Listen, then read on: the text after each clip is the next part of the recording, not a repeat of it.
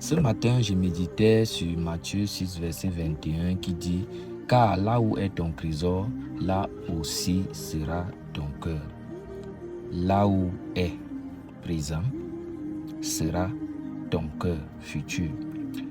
Bien-aimé, en méditant, c'est là j'ai été un peu confus parce que cet exercice n'est pas du tout facile parce que là nous avons deux temps, nous avons le présent et nous avons le futur.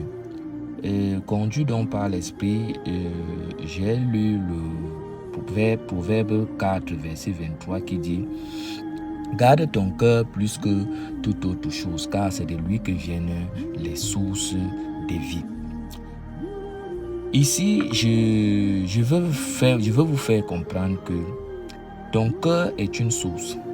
Ton cœur est une source et cette source n'est qu'au pied de Dieu.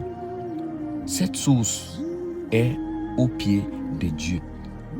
Alors, si ton cœur est une source au pied de Dieu, fais donc simplement de Dieu le trésor de ton cœur. C'est en cela que tu pourras réunir cette condition qui est de placer son trésor où se trouve son cœur. Si Dieu est ta source et que cette source est au pied de Dieu et que tu fasses de Dieu le trésor de ton cœur, ça fait que dans la présence de Dieu, tu pourras réunir et ton cœur et ton trésor.